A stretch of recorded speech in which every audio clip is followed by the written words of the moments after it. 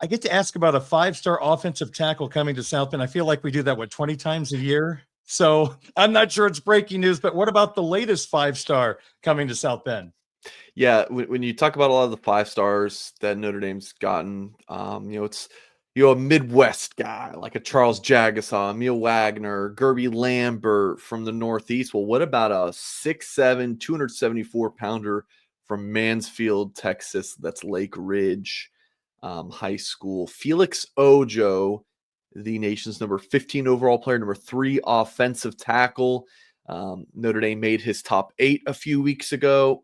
And then he had set a few official visits, and Notre Dame fans weren't thrilled that the Irish did not get one of his 5 official visits. But Darren, nowadays you can take 20 official visits if you want to.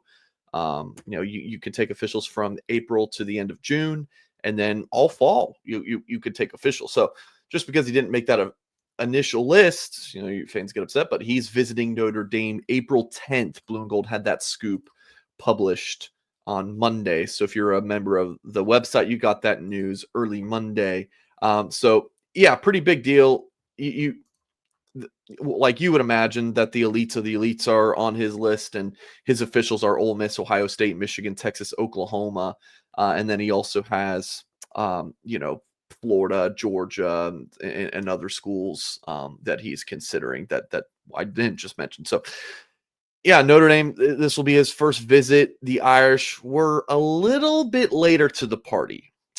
Notre Dame was the 45th school to offer Felix Ojo. But Notre Dame, you can offer later and still be a contender when your offensive line, you're at the very least, a contender for that title. So I will admit, in some areas, Notre Dame's a little later. With 26 class, I know I just set off alarm bells. Like tight end, I think they offered some guys a little later.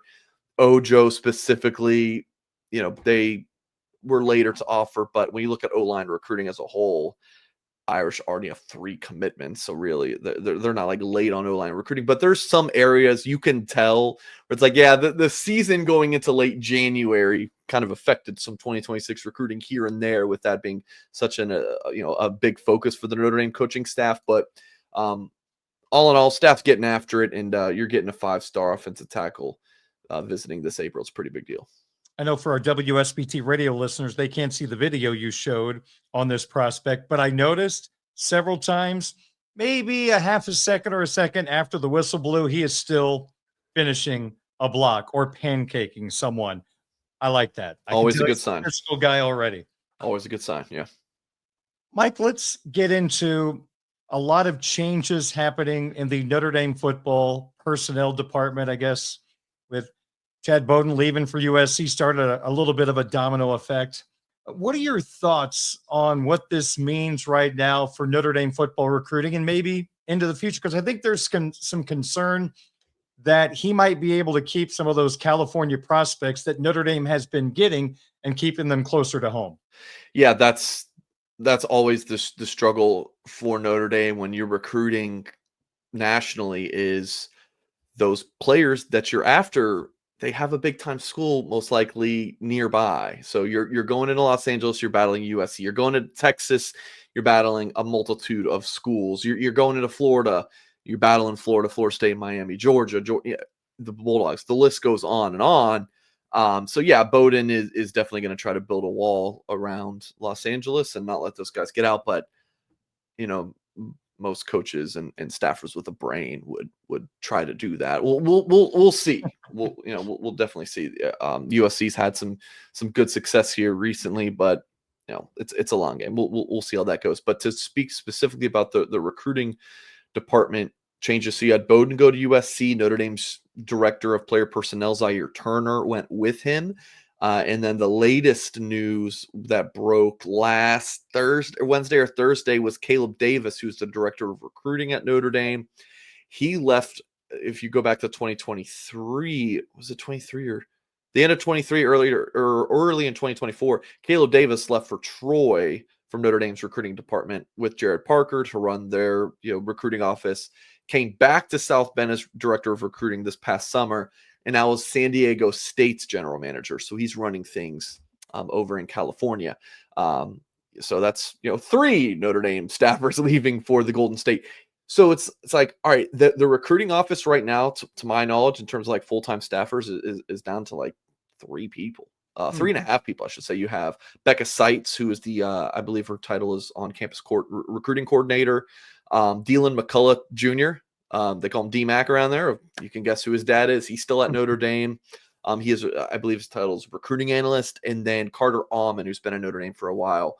His current title is assistant general manager. I believe he's moving. His title is going to be changed probably into director of recruiting. And then you're going to hire, I would guess, 2 to 3 people in that recruiting office. You're going to have the titles in the recruiting office is, really not the most important thing. Right. But you're probably going to have a director of player personnel, whatever they come up with. So you're going to bolster that recruiting department to be, around 5 or 6 people, I would assume.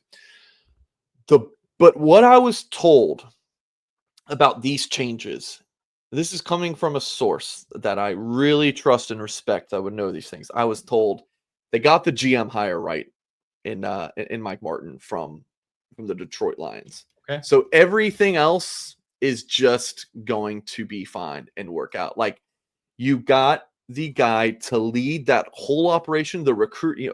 I don't know how much Mike Martin's going to be involved in like calling prospects himself, but in terms of leading the recruiting department, leading the transfer portal, all that stuff, it is just going to work out. When you get it right at the top, it is going to trickle, and like they're going to hire the right guys. Like, that department is going in the correct direction. And it's like, what really does the recruiting department mean? It's like they do a lot behind the scenes. They're leading a lot of the contact. They're hosting the recruits on visits. Like, the coaching staff does a lot of the communication, but nothing really gets done without the organization of the recruiting department. So just kind of want to give an update there and some encouragement that Mike Martin, I'm hearing very strong reviews of the former, advanced scouting director or something with the Lions. Very strong things I'm hearing about him so far.